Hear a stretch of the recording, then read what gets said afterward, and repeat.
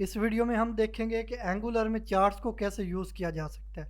तो उसके लिए चलते हैं अपने प्रोजेक्ट की तरफ। प्रोजेक्ट को ओपन कर लेते हैं। तो ये हमारे वर्क के नाम का एक एम्प्टी प्रोजेक्ट है।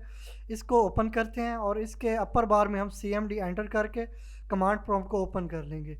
तो कमांड प्रॉम्प्ट में हम कोड डॉट की कमांड से अपने प्रोजेक्ट को कोड एडिटर में लोड कर लेंगे। तो ये हमारे पास कोड एडिटर ओपन हो चुका है, जिसमें हमारे वर्क के नाम का प्रोजेक्ट भी ओपन हो चुका है। तो इसके बाद चलते हैं ब्राउज़र में, और ब्राउज़र को ओपन करने के बाद हम इसमें सर्च कर लेते हैं chart.js.org। तो ये हम सर्च कर लेते हैं, एंटर प्रेस करते हैं तो हमारे पास कुछ वेबसाइट्स हैं, जिनमें से हमने फर्स्ट पे जो हमारे पास chartjs.org है, इसको ओपन कर लेना है। तो ये हमने ओपन कर लिया। कुछ इस तरह का इंटरफेस हमारे सामने आ जाता है। गेट स्टार्टेड पे क्लिक करते हैं तो इसके बाद हमारे सामने इसका फर्दर इंटरफेस ओपन हो जाएगा। तो हम यहाँ पे फिर से गेटिंग स्टार्टेड पे आएंगे, और इसके बाद ये हमारे पास कुछ ऑप्शंस हैं, इंस्टॉलेशंस हैं, लेकिन हम इंटीग्रेशन को ओपन करेंगे। और यहाँ पे हमें एक लाइन दी गई है, if you are using front end framework like react, Angular और VUE, तो इस लिंक पे हमने क्लिक करना है। तो ये लिंक हमें इस पेज पे ले आया है, और नीचे हम स्क्रॉल करते हैं तो यहाँ पे ng2 चार्ट्स, ये एक लिंक है जो कि यूज़ होता है एंगुलर के लिए।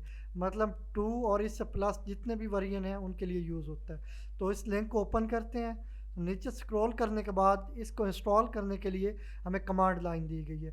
तो ये कमांड लाइन है, npm को यूज़ करते हुए हम इसको इंस्टॉल करेंगे। तो मैं इसको क्लिक करके सारे को सिलेक्ट करता हूँ और कॉपी कर लेता हूँ। इसके बाद कमांड प्रॉम्प्ट में इसको पेस्ट करके एंटर प्रेस करेंगे तो ये थोड़ी देर बाद इंस्टॉल हो जाएगा। तो इसके बाद अब नीचे हम स्क्रॉल करते हैं तो हमें ये सेकंड ऑप्शन भी है, इसमें हमने ये भी इंस्टॉल करना है इस कमांड लाइन को, ये chart.js। तो ये chart.js को हमने कॉपी कर लिया, और इसके बाद कमांड प्रॉम्प्ट में इसको पेस्ट करके एंटर प्रेस करेंगे तो ये भी थोड़ा सा टाइम लेगा और इसके बाद इंस्टॉल हो जाएगी। तो इसके बाद हम चलते हैं, देख लेते हैं कि इसको रजिस्टर कैसे करना है। उसके लिए यहाँ पे हमें मॉड्यूल दिया गया है, इसको हमने कॉपी कर लेना है। तो इसके बाद ये नीचे इंपोर्ट्स में भी हमने मॉड्यूल को डिफ़ाइन करना है। तो मैं इसको कॉपी कर लेता हूँ सिलेक्ट करके, और इसके बाद चलते हैं वापस अपने प्रोजेक्ट में। तो इसमें SRC के फोल्डर को ओपन करके ऐप कंपोनेंट ओपन करेंगे, और app.module.ts में जाके इसको हमने पेस्ट कर देना है।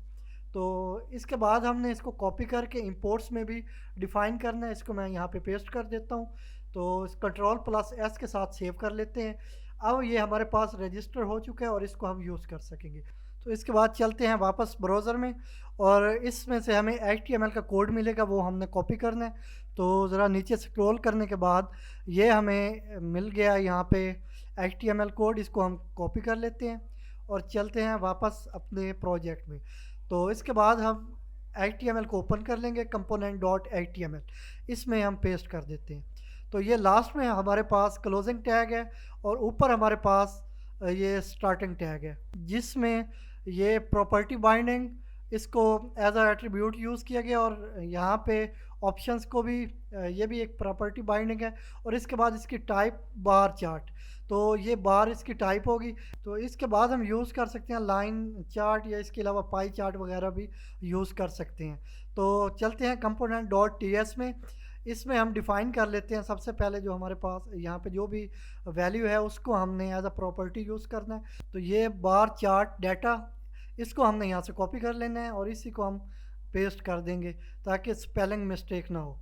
तो इसके बाद इसको हम असाइन करेंगे एरे।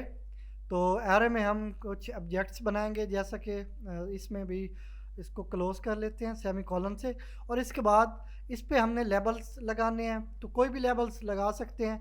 इसको भी हम एरे में डिफ़ाइन करेंगे। तो इसमें हम वैल्यू दे देंगे वैल्यू 1, आप कोई भी रख सकते हैं जिसकी ज़रूरत हो। तो वैल्यू 2, इसके बाद कॉमा के साथ सेपरेट करके वैल्यू 3। तो आप चाहें तो आपने अगर मंथ्स यूज़ करनी है तो आप जनवरी, फरवरी और इस तरह यूज़ कर सकते हैं। अगर कुछ और यूज़ करना है तो वो कर सकते हैं। तो मैं जस्ट यहाँ पे वैल्यू 1 2 3 4, वैल्यू 5, और इसके बाद एक और भी यूज़ कर लेते हैं वैल्यू 6। तो वैल्यू 6, ये मैंने 6 वैल्यूज़ डिफ़ाइन कर दी हैं। तो आप अपने हिसाब से कोई भी नेम यहाँ पे डिफ़ाइन कर सकते हैं। तो इसके बाद अब हमने ये डेटा सेट्स बनाने हैं जो कि इसके डेटा के तौर पे शो होंगे एज ए डेटा। तो ये डेटा सेट्स हैं, इसकी हम एरे बना लेते हैं सबसे पहले। तो एरे यहाँ पे स्क्वायर ब्रैकेट्स यूज़ करूँगा मैं। तो उसके बाद हमने उसमें सेट्स बनाने हैं। तो ये हमारे पास डेटा सेट्स, इसमें हम ऑब्जेक्ट्स यूज़ करेंगे। तो इसमें हम प्रॉपर्टी यूज़ कर लेंगे डाटा की। तो ये डाटा, इसको वैल्यू हम एरे में डिफ़ाइन करेंगे। तो हम एरे और इसके बाद इस पे लेबल लगाएंगे हम। तो वो भी अभी से डिफ़ाइन कर लेते हैं कॉमा के साथ सेपरेट करके। तो इसमें हम लेबल देंगे इस पे। तो वो हम डिफ़ाइन करेंगे लेबल एज अ प्रॉपर्टी, और इसमें सिंगल कॉमा यूज़ कर लेते हैं और सीरीज़ ए। तो ये इसका लेबल होगा सीरीज़ ए, और इसमें जो भी हम डाटा देंगे वो हम एरे में डिफ़ाइन कर देते हैं। तो इसका आउटपुट देखेंगे तो आपको अच्छे से अंडरस्टैंडिंग होगी। तो यहाँ पे हम वैल्यूज़ दे देते हैं, न्यूमेरिक वैल्यूज़ हैं तो वो हम कॉमा यूज़ नहीं करेंगे। तो 80 कॉमा के साथ सेपरेट करके, तो 70 इस तरह डिसेंडिंग ऑर्डर में हम जाएंगे, 50 40 और इसके बाद 30। तो हमारे पास 6 जो लेबल्स हैं उनके अकॉर्डिंग हमने 6 डाटा भी गेट कर लिया। और इसके बाद अब नेक्स्ट हम अपने प्रोजेक्ट को रन कर लेते हैं। उसके लिए मैं चलता हूँ, कमांड प्रॉम्प्ट को ओपन करता हूँ, और इसमें हमारे पास ng सर्व की कमांड होती है, एंगुलर CLI की। तो ng सर्व और -o ये डिफ़ाइन करेंगे। तो ये रन हो जाने के बाद हमारा प्रोजेक्ट ओपन भी हो जाएगा ब्राउज़र में। तो ये कंप्लीट हो चुका है। इसमें लोकल होस्ट 4200, तो ये हमारा लोकल होस्ट है। थोड़ी देर में ब्राउज़र ओपन हो चुका है। तो इसमें हमारा आउटपुट भी आ गया। तो ये इस तरह ग्राफ्स हैं। तो हमने सिंगल सिंगल डाटा सब में डिफ़ाइन किया है। तो ये इस तरह सिंगल बार ग्राफ शो हो रहा है इसमें। तो हम इसमें ऐड कर सकते हैं और भी डाटा, मसलन जैसा कि ये वैल्यू 1 में है, तो इसमें वैल्यू 1 में अभी एक बार हमें नज़र आ रहा है। तो इसमें अगर और डाटा हम शामिल करेंगे तो वो और भी ऐड हो जाएगा।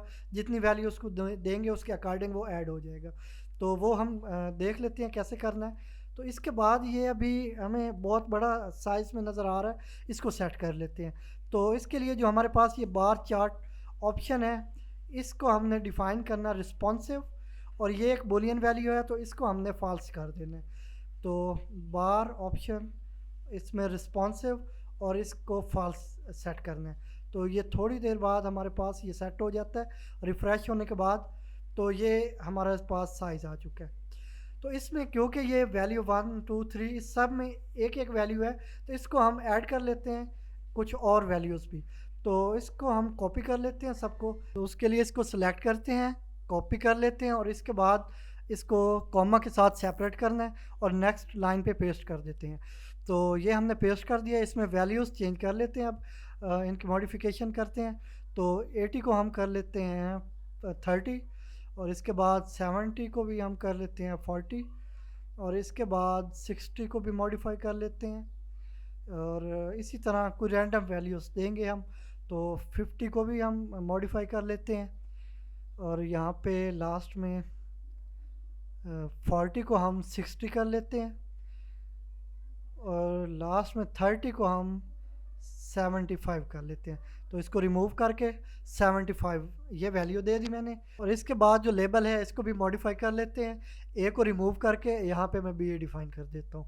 तो आप कोई भी अपनी मर्ज़ी से डिफ़ाइन कर देते हैं।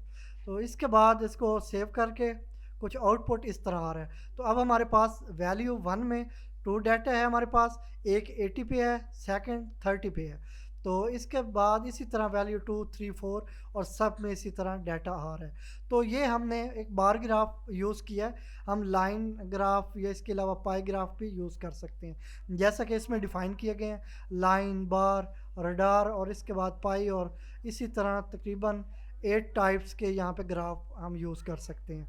तो वापस चलते हैं। अलबत्ता जो हमारे पास वो टाइप है ना, उसमें जस्ट हमने लाइन, जो पहले बार वहाँ पे डिफ़ाइन किया हुआ था, उसको चेंज करके हमने यहाँ पे पाई, रडार या जो भी यूज़ करेंगे उसके अकॉर्डिंग हमारा ग्राफ क्रिएट होगा।